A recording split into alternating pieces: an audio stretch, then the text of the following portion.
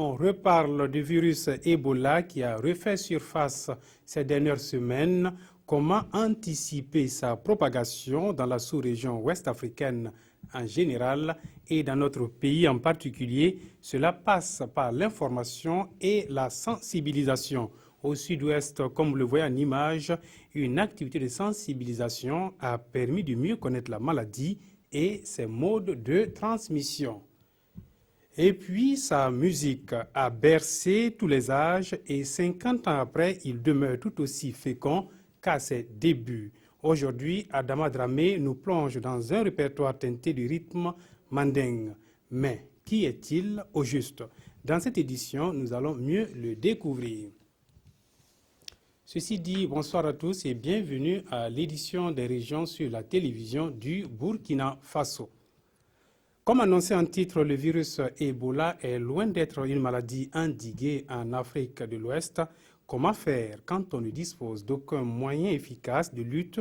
Seule la sensibilisation peut être utile dans ce cas. À Gawa, on privilégie la sensibilisation des noyaux relais du Sud-Ouest. La correspondance de Basile Bassolé et de Christophe Da. C'est une sorte de réunion d'urgence pour remettre à niveau la connaissance de ces 32 noyaux relais de la région du Sud-Ouest sur la maladie à virus Ebola. Et en cause, un nouveau décès dû à cette maladie confirmé au Libéria après l'annonce par l'OMS en novembre dernier de la fin de l'épidémie. La menace est donc encore présente. Par rapport à cette situation, vu la position de notre pays, il est important que nous prenions des mesures. Et donc par rapport à ça, on a jugé utile en tout cas que la sensibilisation se poursuive. Et il va s'agir un peu du mode de transmission de la maladie. Voilà les différents signes de la maladie, les signes à reconnaître au niveau de la maladie, et également les modes de prévention et les mesures à prendre au niveau de la communauté pour éviter la propagation de la maladie. En outre, les populations doivent adopter les comportements clés, éviter notamment d'entrer en contact avec tout cas suspect pouvant faire penser à la maladie à virus Ebola et la consommation de la viande sauvage. Il s'agit également d'observer une bonne hygiène des mains et celle du corps et de signaler tout cas suspect. Les bénéficiaires de cette formation sont appelés à partager leur acquis chacun au sein de sa communauté afin que toutes les populations soient au même niveau de sensibilisation. Du sud-ouest, nous prenons la direction du nord et là, c'est à Waiguya que l'ONG allemande HELP ouvre ses portes et ce, depuis lundi dernier. Objectif, lancer le projet de sécurité alimentaire et nutritionnelle dans le Yatenga. À terme, ce projet va œuvrer à l'autosuffisance alimentaire des populations vulnérables. Irénée Kaboré et Alain Alidou Sawadougou. Pour améliorer l'économie des ménages vulnérables et faciliter leur accès à une nourriture suffisante et diversifiée, l'ONG allemande HELP a ouvert ses portes dans la région du Nord par le projet de sécurité alimentaire et nutritionnelle d'Yatenga Pessani. C'est donc pour informer les différents acteurs sur le contenu du projet et trouver des consensus pour faciliter la mise en œuvre de ces activités que l'ONG HELP a organisé ce présent atelier. Nous sommes là pour un projet de sécurité alimentaire et nutritionnelle qui va couvrir la réhabilitation de capital productif, qui va également travailler sur les aspects de prévention et de la nutrition au niveau communautaire. Ce projet va intervenir dans plusieurs secteurs tels que la santé et l'agriculture. Une initiative bien appréciée par les autorités et les partenaires techniques de la région du Nord. Nous saluons donc l'arrivée de ce projet qui, en améliorant la sécurité alimentaire, va contribuer considérablement à améliorer l'état nutritionnel de nos enfants. La province de Yatenga se trouve dans une zone où la pluviométrie souvent est très capricieuse. Souvent on a eu des déficits au plan céréalier. Et donc ce projet viendra en tout cas apporter un soutien certain. Au Yatenga, l'ONG HELP va plus s'intéresser aux femmes enceintes, allaitantes et aux enfants de 0 à 23 mois.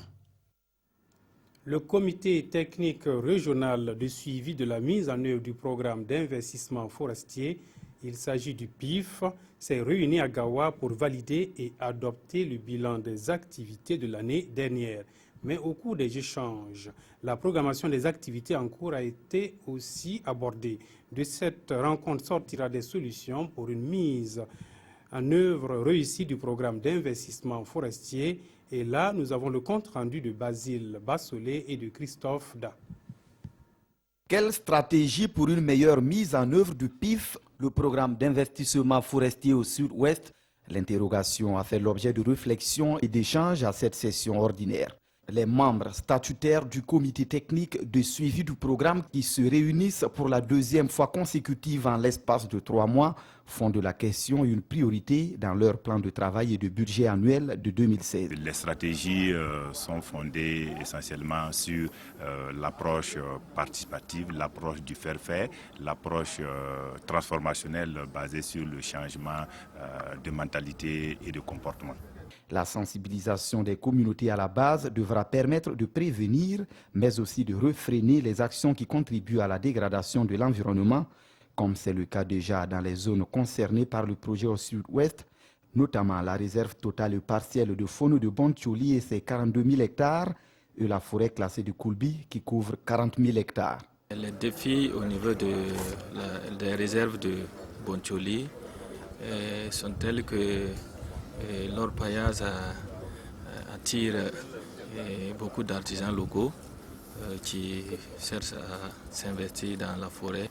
Effectivement, il y a la déforestation, il y a la dégradation, il y a l'orpaillage.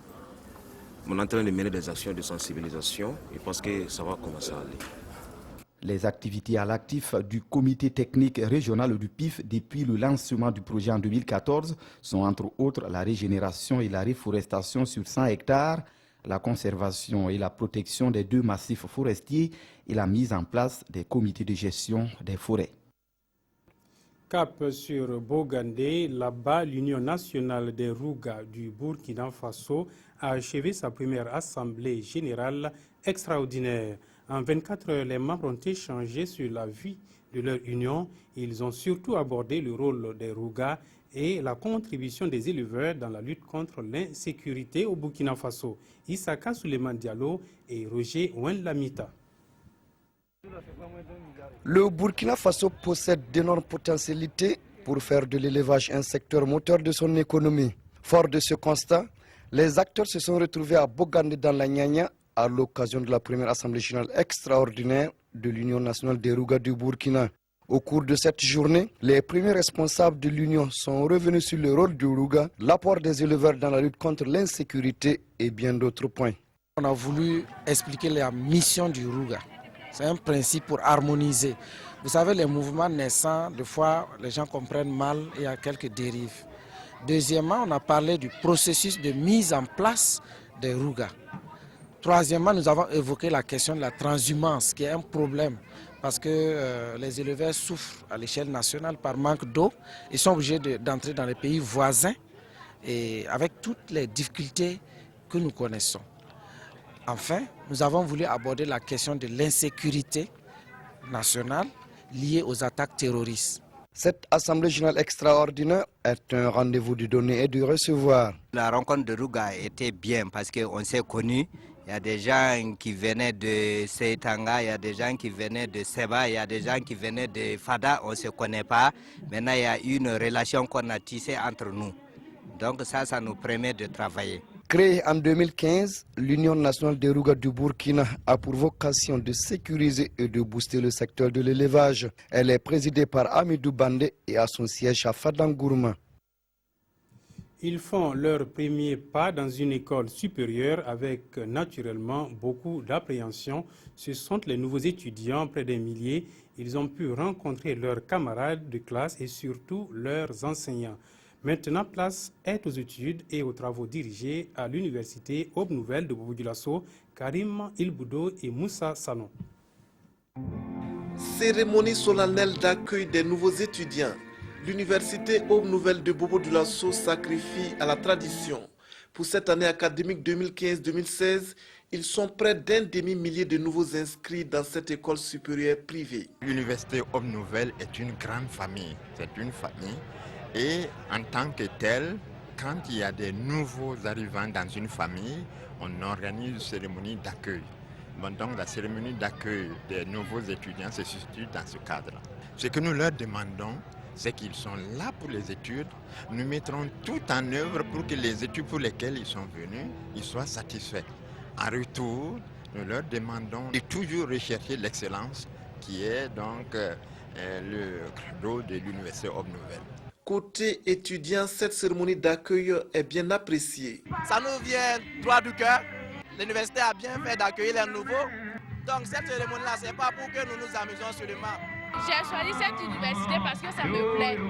Donc je suis très contente aujourd'hui pour cette cérémonie. Pour les nouveaux qui viennent d'arriver, qui se sentent chez eux, qui ne se sentent pas mis à côté, qui sont en famille, pour dire que voilà, ils sont tous concernés par toutes les activités que nous sommes en train d'organiser. L'université Hope Nouvelle est l'une des plus grandes écoles supérieures privées à Bobo-Dioulasso.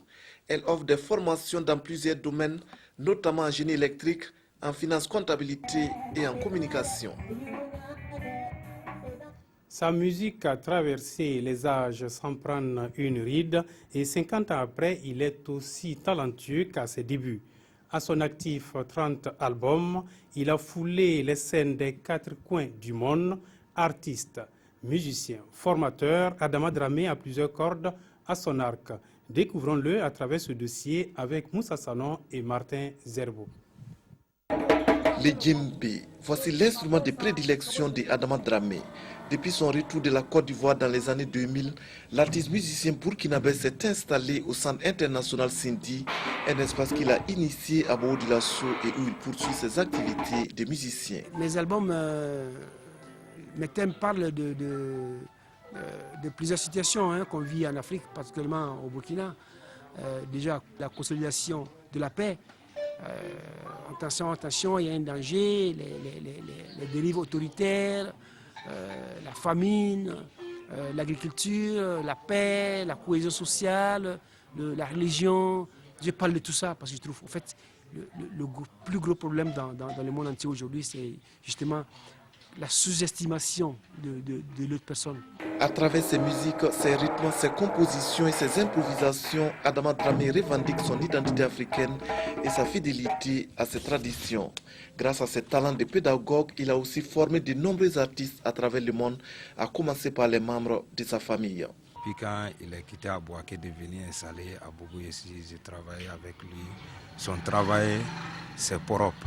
Quand il est appelé au travail, tu dois faire très vite de venir travailler avec lui parce que ça sent les idées de montrer la culture de griot. Nous-mêmes, nous avons été bercés comme ça dans la musique depuis l'enfance, depuis Bouaké. Il y a toujours eu des répétitions à la maison, toujours du monde, des étrangers, les danseurs, les chanteurs. Donc on a été bercés dans ça jusqu'à maintenant. Pour les Dramé, la musique est une affaire de famille.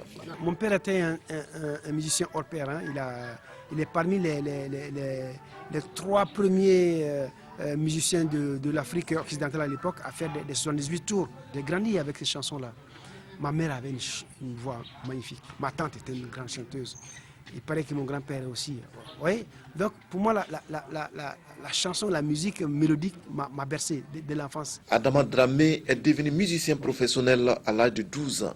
Issu d'une famille de griots et né en 1954 à Nouna au Burkina, l'artiste a fait son apprentissage dans les cérémonies traditionnelles, les baptêmes, les mariages et les funérailles notamment.